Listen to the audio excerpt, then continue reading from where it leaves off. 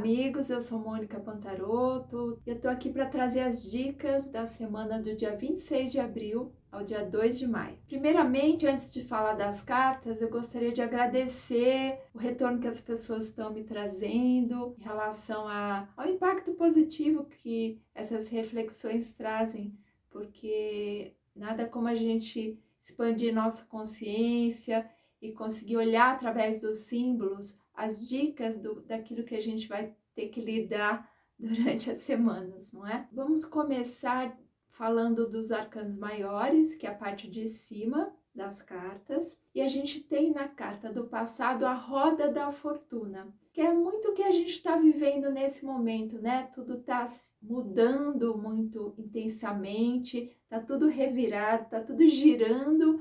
E as pessoas estão se perguntando, nossa, quando isso acaba? Parece que passou um furacão, né? O que está acontecendo? Porque é essa mudança muito grande que representa a roda da fortuna. E eu sempre digo, quando aparece essa carta, que o melhor lugar para ficar, quando a gente está, por conta das mudanças, é em conexão com o centro da roda, voltar para dentro, conectar com o nosso coração, nos acolher nesse centro, porque se a gente ficar girando junto com a roda, realmente a gente fica na ansiedade, no medo. E junto com essa roda veio já um recurso de como lidar com essas mudanças, que é a carta 41 do Aura Soma, que é o dourado sobre dourado. O dourado representa a sabedoria. E nessa carta, se vocês observarem, existe uma taça que está transbordando um líquido dourado. Na parte de trás da carta existem várias taças e aí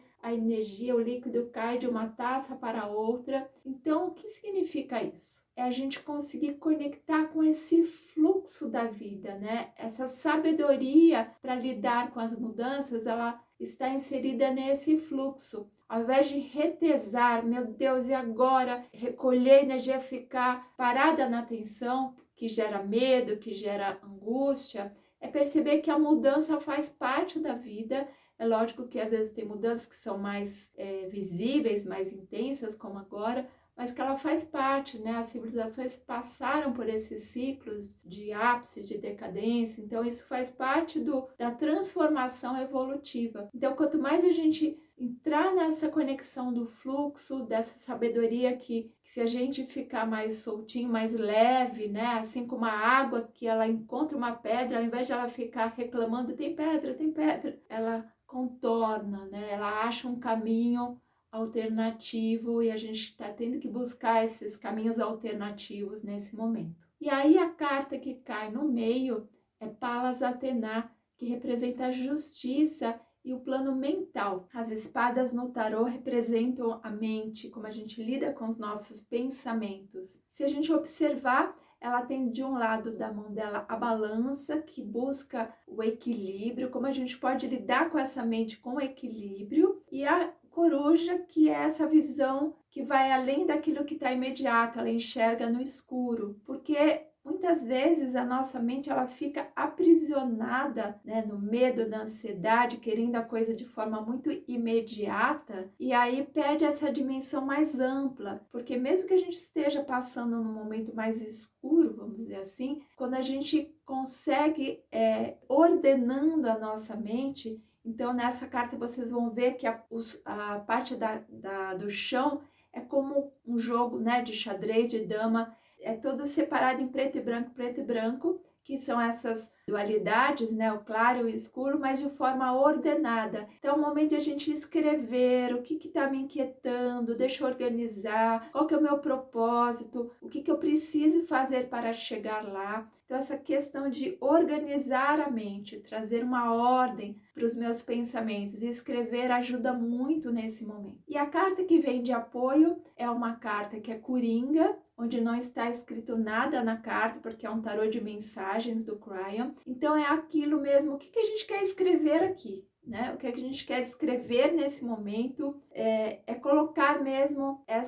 esse decreto do que eu quero para mim, do que eu quero vibrar, ao invés de, eu não quero isso está muito ruim, porque senão a gente foca a nossa mente no que a gente não quer, ao invés do que a gente quer.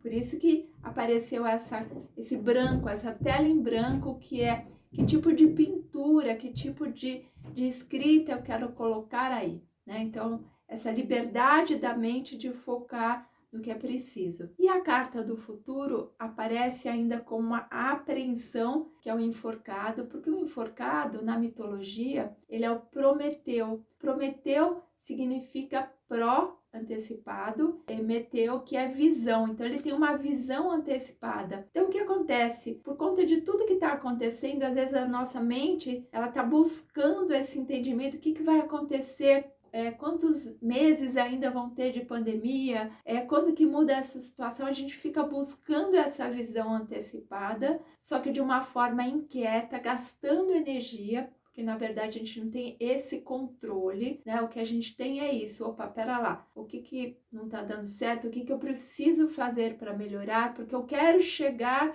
num determinado ponto. Então, se eu quero comprar uma casa, eu estava no processo de comprar uma casa, e aí como que eu faço agora para guardar dinheiro no momento que está mais difícil? O que eu espero nessa questão de guardar o dinheiro? Quanto que eu quero guardar por mês? O que eu posso fazer mais para ter mais recursos? Ou o que eu estou gastando que não é necessário? Então, essa ordenação, ela ajuda você a lidar com aqui e agora, e isso vai impactar positivamente no futuro. Então, ao invés de ficar preso nesse desgaste da energia, porque o enforcado, ele passa do limite daquilo que é possível, se a gente fica tentando preencher tudo assim de forma racional e previsível, a gente sai do fluxo da vida. Porque a vida é muito mais a gente ter esse jogo de cintura. E aí, por conta de ele ter passado desse limite, vamos dizer assim, né, daquilo que era possível, ele ficou aprisionado. Então, o Prometeu acorrentado ficou preso e a águia ficou. Todo dia ia lá e comia parte do fígado dele, que é a reserva de energia vital. Então a gente tem que tomar cuidado para